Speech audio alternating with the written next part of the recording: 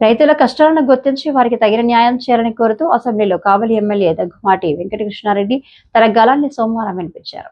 ఈ సందర్భంగా ఆయన మాట్లాడుతూ తల్లి నవమాసాలు మోసి జన్మనిస్తే రైతులు 6 కాలం శ్రమించి పంట పండించి అన్నం అందిస్తున్నారని ఆయన వివరించారు. ప్రస్తుతం నెల్లూరు జిల్లాలో కురిసిన సమృద్ధి వర్షాల కారణంగా అన్ని జలాశయాలు నిండిపోయి రైతాంగం ఉత్సాహంగా పంటలు వేసిన విషయాన్ని ఎమ్మెల్యే ప్రస్తావించారు.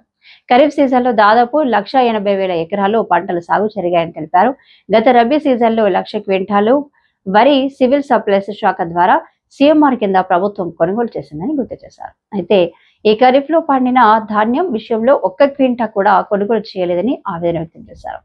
దీని కారణంగా రైతులు దళారులపై ఆధారపడాల్సి వచ్చిందని, ప్రతి క్వింటాలకు 583 నష్టం వాటిల్లుతుందని తెలిపారు. ప్రభుత్వం నిర్ణయించిన రేటు ప్రకారం ఒక్కో పుట్టి ధర 19,725 ఉండగా రైతులు మార్కెట్లో 14,000కి అమ్ముకోవాల్సిన దుస్థితి ఏర్పడిందని వివరించారు.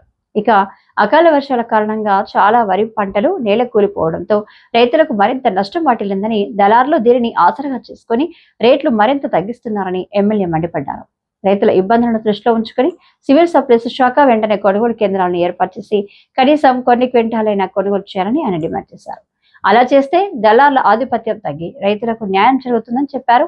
రైతాంగం పక్షాన నిలబడే ప్రభుత్వంగా తగిన చర్యలు తీసుకోవాలని, రైతులను ఆదుకునే విధంగా ముందుకు రావాలని ఎమ్మెల్యే. నవమాసాలు మోసి తల్లి జన్మనిస్తే రైతులు 6 కాలం కష్టపడి పంట పండించి మనకు అన్నం అందిస్తున్నారు అధ్యక్ష.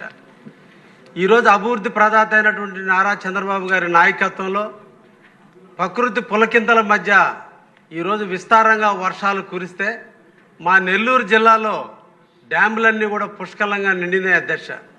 రైతాంగం అంతా కూడా ఆనందంగా పంటలు వేశారు అధ్యక్ష. ఈరోజు ఖరీఫ్లో 1,80,000 ఎకరాలను ఈరోజు రైతాంగం అంతా కూడా పండిస్తే గత రబీలో దాదాపు 1,00,000 క్వింటాల ధాన్యాన్ని ప్రభుత్వం కొనుగోలు చేసింది సీఎంఆర్ కింద సివిల్ సప్లైస్ డిపార్ట్మెంట్ వారు.